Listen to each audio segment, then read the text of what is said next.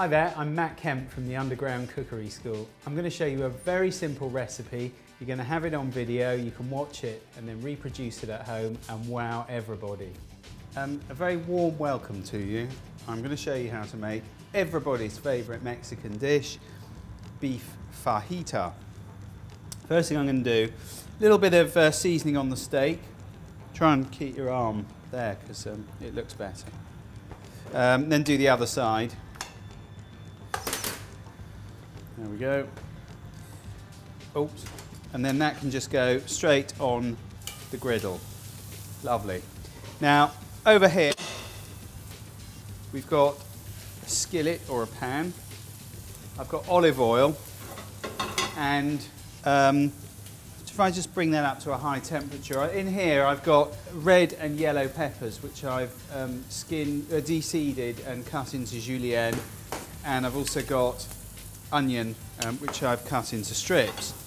Now, in the time it takes to prepare everything, we'll take the steak off. But the first thing we're going to do is add the onion, and then I'm going to add the cayenne pepper.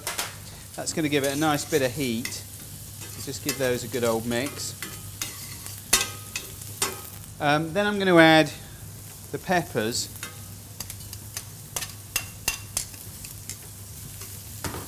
Like that.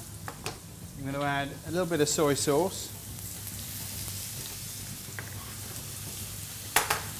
Now that steak, go the other way. I like the lattice, even though we're going to slice the steak up later. It's just a nice little introduction for you guys to see how to cook the steak. I have got garlic here, but these are going to take about 6 or 7 minutes just to sweat down and cook. And I'm going to add the garlic towards the end, otherwise it'll just burn.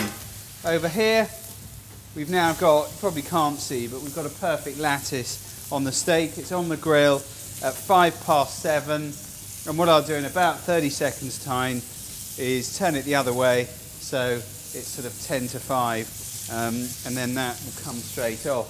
I'm going to get rid of that straight away, just so that you know a red board is for raw meat, a yellow is obviously for cooked.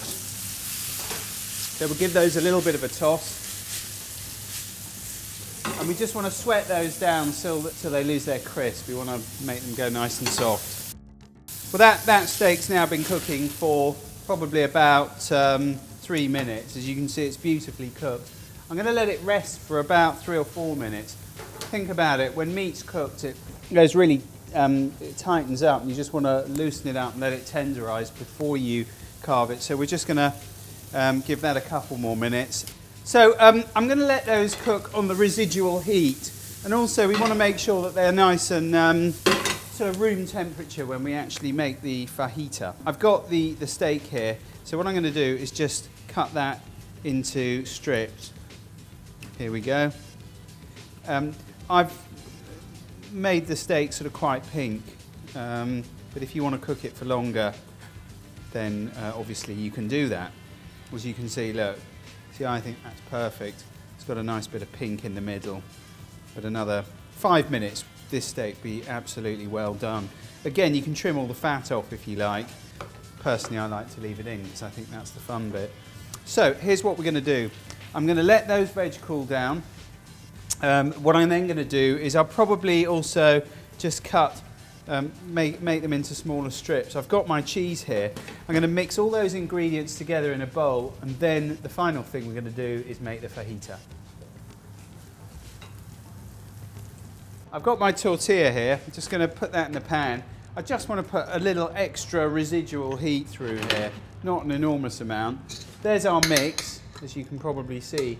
So we've got the 2 peppers, the red and the yellow pepper. We've got the steak, we've got the cheese, and obviously all the ingredients that we use to cook.